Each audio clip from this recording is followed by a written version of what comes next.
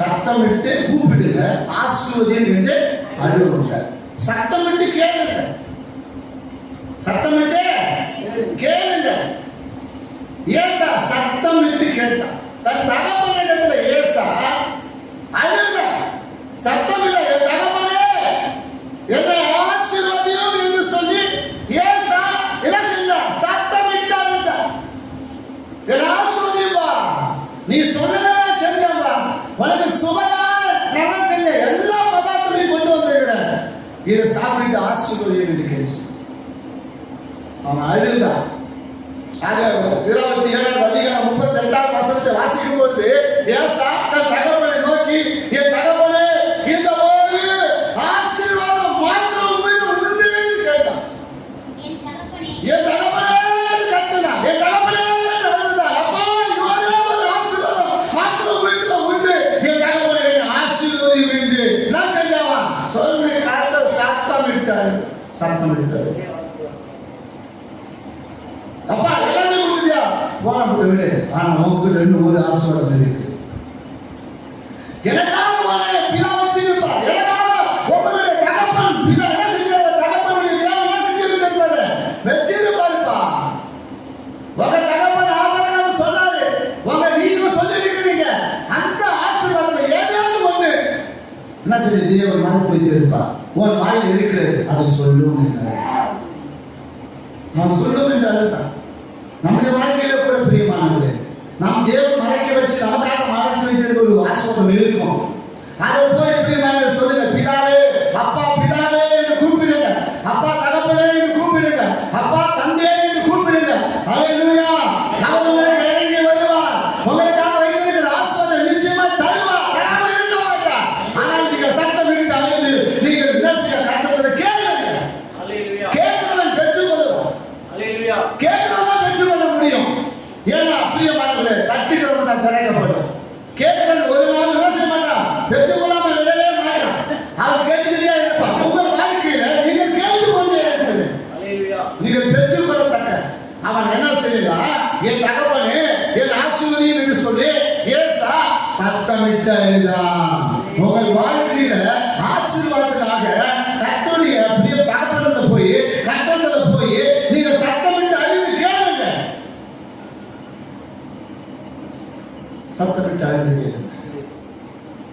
நான் காலையில ஜெபம் பண்ணி முடிக்கும் போது கேட்டேன், அப்பா ஒரு விஷயம் என்ன, வீடு ஒரு விஷயம் நம்புங்க, ஒரு விஷயம் ஒரு வாய்ப்பு கொடுங்க, வீடு ஒரு வாய்ப்பு கொடுங்க. என் நம்பி கத்த கட்ட மூட்டை மூட்டை லட்ச லட்சமா கோடி கோடியை கொடுங்க சாமி. நான் ஒண்ணு ஜெயித்து விமானத்தை கேட்கிறேன், நான் BMW போய் BMW காரணம் கேட்கல, இந்த சபையில ஒழுங்குபடுத்துறதுக்கு பணியப்படுறது நான் கேட்கிறேன். இது நிறுவனமா கிடைக்கிறது, அவசியமா கிடைக்கிறது, இது எல்லாம் அனுபவமா கிடைக்கிறது சாமி. பார்க்கறதுக்கு அசிங்கமா கிடைக்கிறது. இது உங்களுடைய சபையாச்சு, 4 பேர் 10 பேர் பார்க்கலாம், இது என்ன இயேசு கோயிலான்னு சொல்லுவாங்க சாமி, இது என்ன சபையான்னு கேட்பாங்கப்பா. நான் சபையில சந்திப்பதற்கு ஆசையா இருக்கிறேன்.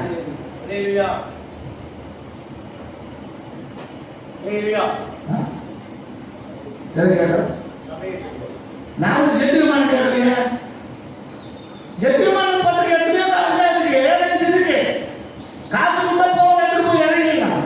அதுக்காக எனக்காக தனியாக ஒரு ஜெட்டியமான வேணுங்கிற அவசியம் இல்லை. ஒரு கார் ஒரு இடத்துக்கு போனா காசு கொடுத்தா அதே BMW கார்ல வேலை கொடுத்தாவே டெய்லி பேசிட்டு வந்துடலாம். அதுக்காக பணம் கொடுவா வச்சுட்டு நம்ம ஒரு நாளைக்கு பயணிக்கிறோம், பணம் கொஞ்சம் என்ன செய்யக்கூடாது, தேவையில்லை. எப்படியாப்பட்ட BMW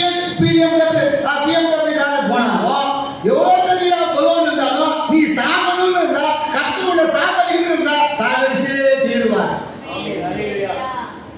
உன்னை பாதுகாக்கணும்னாலும் யாருடைய கட்டளை இருக்க,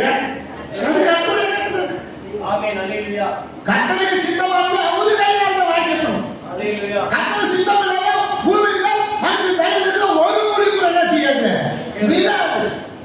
ஏன்னா அதான் அவங்க வாக்குத்தத்தம், அதான் அவங்க தீர்க்க தரிசனம். ஹல்லேலூயா, ஹல்லேலூயா. நமக்கு தேவை ஆண்டவரே, ஒரு வாய்ப்பு கொடுங்க. உன் சபை அழகா அலங்கரிக்கப்பட்ட சபை, அழகான சபையா பார்க்கிற கண்களுக்கு இந்த கிராமத்தில் இப்படிப்பட்ட ஒரு சபை இருக்கிறதா என்று அதிசயப்பட்டு பூரிக்க, அதே இருதயம் அதிசயப்பட்டு பூரிக்க செய்ய சாமி கொடுங்க. பல வருஷமாச்சுன்னா முன்னாடியெல்லாம் நிறைய ஒரு சொப்பனங்களை தரிசனங்களை பார்ப்போம். அநேக மதித்து உயிரோடு இருக்கக்கூடிய பார்ப்பேன். கிட்டத்தட்ட அது பல வருஷமாச்சு. காலையில ஒரு 2:40 சரியா 2:30 நினைக்கிறேன். அப்படிப்பட்ட ஒரு தரிசனத்தை பார்த்துட்டே இருந்தேன். ரொம்ப நேரம் ஒருத்தர் எல்லாம் அழுதுட்டே இருக்கிறாங்க, எல்லாம் அழுதுட்டே இருக்கிறாங்க. ஒரு செட்டு போய் கிடக்குறாங்க, எல்லாம் அழுதுட்டே இருக்கிறாங்க. நான் ஏதாச்சும் போகலாமே அப்படின்னு அந்த இடத்துக்கு போறேன். போயிட்டு அவன் பேரை சொல்லி நான் சரி எழுது அப்படின்னு சொல்றேன். என்ன சொல்றேன்? நீ எழுது, பேர் விட்டு திரும்பி கூப்பிடுற, எழுது, அவன் பேர் விட்டு கூப்பிடுற, எழுது, நான் சொல்றேன் உனக்கு கட்டளை கொடுக்குறேன். அவன் எழுதி உட்காந்துட்டான், எழுதி நிக்க ஆரம்பிச்சுட்டான், அவன் குதிக்க ஆரம்பிச்சுட்டான். உடனே சொப்பனை முடி திடீர்னு போயிட்டு அந்த சொப்பனத்துடைய முடிவு எனக்கு பயங்கர திகிர உண்டாங்க. 10 எழுந்துச்சு மணி பார்த்தா 2:40. ஆனா அந்த சொப்பனை 20 நிமிஷம் நான் பார்த்துருப்பேன். அந்த வாங்கான சொப்பனை எனக்கு கரெக்டா தெரியும். உடனே உட்காந்து ஜெபிக்க ஆரம்பிச்சார். என்னைக்கு ஜெபிக்காத ஒரு ஜெபத்தை இன்னைக்கு காலையில ஏறி கண்டுபிடிச்சு செய்யலாம். சில நேரத்துல நான் அப்படியே ஜெபம் பண்ணிட்டு போய் எங்க வாய்க்கிறது சில நேரத்துல ஒரு 10 நிமிஷம் தூக்கி அப்புறம் வந்திருப்பேன். ஆனா இன்றைக்கு 5 மணி வரையில நான் ஜெபம் பண்ணிருக்கிறேன். 2:40 இருந்து 5 மணி வரை ஜெபம் பண்ணிருக்கிறேன். அத்தனைக்கும் தீர்க்கதரிசன ஆவி என் மேல ஊற்று சாமி. இது அநேக நாட்களுக்கு பிறகாக நான் கண்ட ஒரு சொப்பனம், கண்ட தரிசன சாமி இதை நிறைவேற்றும். ஹல்லேலூயா. அப்படி பல 2 மணி நேரம் நான் 2 மணி 20 நிமிஷம் நான் ஜெபம் பண்ணிருக்கிறேன். ஒரு சோர்வு இல்லாத, ஒரு தூக்கம் இல்லாத, ஒரு டயர்ட் இல்லாத காத்து நடத்தினார். ஹல்லேலூயா சொல்லுவோம். பிரியமானவர்களே, நாம் இது எதற்காக கொண்டு வருகிறோம், இது எதற்காக செய்கிறோம் அப்படி என்பதை காட்டிலும் நாம கர்த்தருடைய காட்டுல நாம சத்தமிட்டு அழுவும் போது, சத்தமிட்டு கேட்கும் போது கர்த்தர் செய்ய வல்லவராக இருக்கிறார். அப்ப அவன் என்ன செய்யறான்? தகப்பன்கிட்ட போய் கேட்கிறான், அப்பா ஒண்ணு வச்சிருப்பீங்க, நீங்க ஒண்ணு வச்சிருப்பீங்க, வச்சுதான் இருக்க மாட்டீங்க. ஏன்னா நான் ஒரு பிள்ளை இருக்குன்னு உங்களுக்கு தெரியும். அவன் மாத்திரம் பிள்ளை இல்ல, நானும் பிள்ளை என்று உங்களுக்கு தெரியும். எதையாவது ஒண்ணு வச்சிருப்பீங்க சொல்லுங்க அப்படின்னு கேட்டான். நீங்கள் அதே பிரியமானவர்களே, அதே நீங்க 21வது அதிகாரத்துல நீங்கள் 15 பிரியமானவர்கள் 18வது வசனம் வாசிக்கலாம்.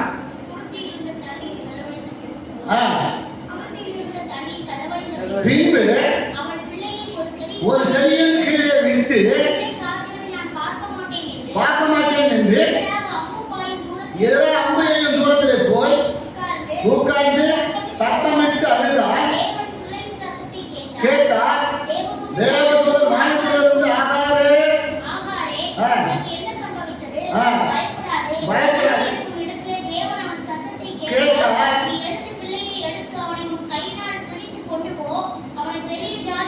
இப்போ ஆசீர்வதித்தார். என்ன ஆசீர்வதிச்சாரு? உன்னையும் அவனையும் பெரிய ஜாதியாக்குவேன் என்று கர்த்தர் ஆசீர்வதித்தார். அவர் தனிமையா விடப்பட்டார். பாருங்க, இவன் ஒரு பெரிய செல்வந்தனுக்கு, பெரிய ஒரு ஐஸ்வர்யனுக்கு, பெரிய சீமானுக்கு ஆசீர்வாதமா இருந்தார். அந்த பிள்ளை ஆசீர்வாதமா இருந்தது. அந்த பிள்ளைக்கும் அந்த பிரியமானவர்களே ஆகாருக்கும் பிள்ளைக்கு நேர்ந்த கதி என்ன? அவன் இருக்கேதியாய் அவன் பிரகடிக்கப்பட்டு அவன் துரத்தப்பட்டு போனார். அவன் அனாதையாய் சுற்றி திரிந்தார். அந்த பிள்ளையை வைத்துக் கொண்டு அனாதையாய் சுற்றி திரிந்தார். நிற்கதியா விடப்பட்டார். அவன் ஒரு சீமானாய் இருந்த ஒரு இடத்துல சீமான் கிட்ட மிகுந்த ஆசீர்வாதமாய், மிகுந்த சம்பத்துள்ளவர்களாய், மிகுந்த பிரியமானவர்களே செழிப்பான ஒரு வாழ்க்கையை வாழ்ந்து கொண்டிருந்தார். தேவன் என்ன செஞ்சார்? அப்படி விட வேண்டும் என்று தேவ சித்தமா இருந்ததா? அது தேவ சித்தமா இருந்தது. சொன்னாங்க பாபா சாமி என்ன சொல்றாலும் செய்ய சொன்னாங்க. கதை சொன்னதா இல்லையா? நான் போய் கேட்கிறேன், சாரா என்ன சொல்கிறாலும் உன் மனைவி சாரா அதன்படி செய்யும் அப்படின்னு அவள் துரத்தப்பட்டார். அவள் மனாதரத்திலே கத்தினார், அழுதார், புறம்பினார். தன் பிள்ளை சார்ந்து அவளால் பார்க்க முடியவில்லை. கர்த்தர் பிள்ளையின் சத்தத்தையும் கேட்டார், ஆகாரை கூப்பிட்டார். அந்த பிள்ளையை பார்த்து பிரியமானவர்கள் சொல்றாங்க, நான் செய்வான் அவனை பெரிய ஜாதியாக்குவேன் என்று சொன்னார். அவனை பெரிய ஜாதியாக்குவேன் என்று சொன்னார். கர்த்தர் பிரியமானவர்களை துரத்தி விடப்பட்டவனையும் மனாதை விடப்பட்டவனையும் புறக்கணிக்கப்பட்டவனையும் அவன் தனிமையை திரிந்தவர்களுக்கு கர்த்தர் பதில் கொடுத்தார். கர்த்தர் கூப்பிட்டார். நீ எந்த இடத்தில் அழிந்து கொண்டிருக்கிற என்று கர்த்தருக்கு தெரியும். எந்த சூழலில் அழிந்து கொண்டிருக்கிற கர்த்தருக்கு தெரியும். ஒரு கர்த்தர் நிச்சயமா பதில்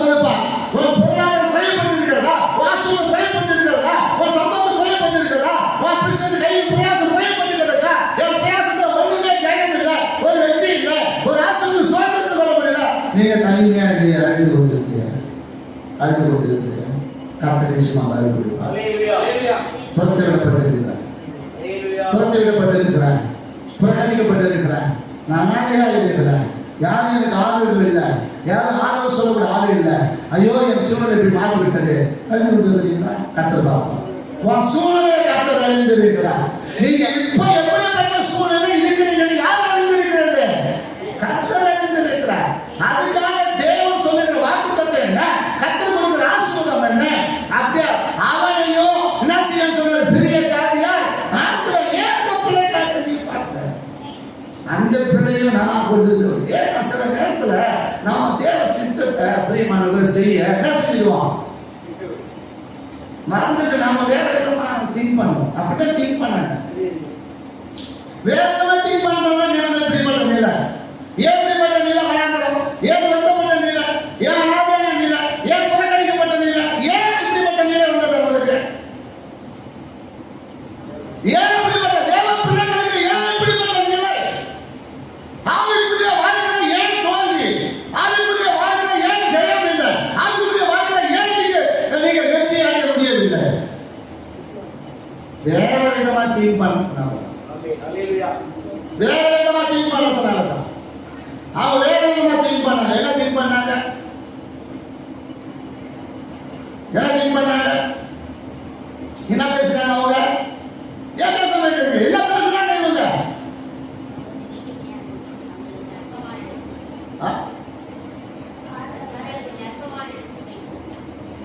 சரள என்ன அப்போ மனுஷங்க என்ன பேசுறாங்க? அல்லேலூயா. வீட்டை போய் படிங்க, போய் பரிசுத்தம் தெரியும் உங்களுக்கு. திரும்பி போய் என்ன செய்ய போய் படிங்க. அந்த வார்த்தைக்காக தான் இங்க நடந்த சம்பவம். அதனால தான் என்ன செஞ்சாங்க, ஆபிரகாம் போய் சண்டை போட்டாங்க, ஆபிரகாம் போய் பேசினாங்க. கர்த்தர் ஆபிரகாம் போனாரு, சாராள் சொல்வதை செய்ய அப்படின்றாரு, அவங்களும் செஞ்சுட்டாரு. அதையும் சொல்லுவோமா? அதனால நாம பேசுகிற வார்த்தைகளை நம்ம எப்பொழுதுமே என்ன செய்ய வேண்டும், சொல்லுகிற வார்த்தைகள் பேசுகிற வார்த்தைகளை கவனமா நம்ம என்ன செய்யணும், விடணும். ஆகினால பெருமானவர்கள் அப்படி இருந்தாலும் கூட கர்த்தர் உங்களை ஆசீர்வதிக்க வர மாட்டார். நீ எந்த சூழ்நிலை இருந்தாலும், எப்படிப்பட்ட சிச்சுவேஷன் இருந்தாலும், எப்படிப்பட்ட இடத்துல இருந்தாலும், எப்படிப்பட்ட அனுகூலமான வாசலுக்கு திறக்கப்படாலும் கர்த்தர் நிச்சயமாக செய்வாரு. எவ்வளவு பேர் அடையப்பட்டு போயிருந்தாலும் நிச்சயமாக திறப்பா. கர்த்தர் அங்கே திறந்தார் என்று நாம் வாசிக்கிறோம். யாரை திறந்தது? நீங்கள் அங்கே வாசிக்கும் பொழுது அங்க என்ன செய்யாது, கர்த்தர் திறந்து அவங்க என்ன செய்ய அங்க தண்ணீர் அவருக்கு கொடுத்தார். அல்லேலூயா. தண்ணீர் என்ன செய்யப்பட்டது, கொடுக்கப்பட்டது. காரணம் என்ன? கர்த்தர் பிரியமானவர்களே அந்த பிள்ளை மேல அனுகூலமாக இருந்தார், அந்த பிள்ளைக்கு ஆதரவு கொடுத்தார், அந்த பிள்ளைக்கு தேவையானதை கொடுத்தார். அல்லேலூயா. அப்போ தேவன் பிரியமானவர்களே எந்த இடத்துல நம்ம இருக்கிறோம் என்பதை காட்டிலும் அந்த இடத்தை என்ன தேவன் வைத்திருக்கிறார் என்று நீங்களும் நானும் ஆவிக்குரிய விதத்துல அறிந்து கொள்ளும் போதுதான் நீங்க ஆவிக்குரிய ஆசீர்வாதத்தை பெற்றுக் கொள்ள முடியும்.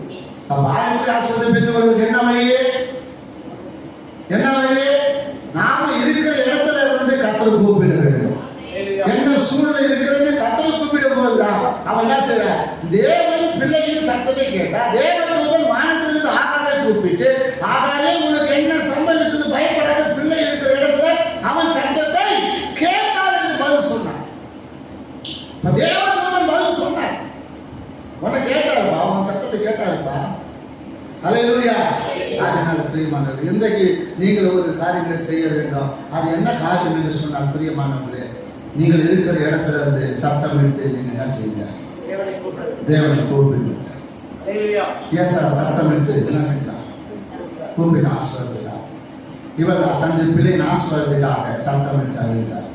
நீங்களும் பிரியமானவர்களே கர்த்தருடைய காரியத்தை நீங்கள் பிரியமானவர்கள் ஆசீர்வாத கர்த்தருடைய ஆசீர்வாதத்தை பெற்றுக் கொள்ளலாம். நீங்க சத்தமிட்டு அறிந்து பாருங்க, கர்த்தர் நிச்சயமாக உங்களை என்ன செய்வார், ஆசீர்வதிப்பார். உங்களை விட மாட்டார்.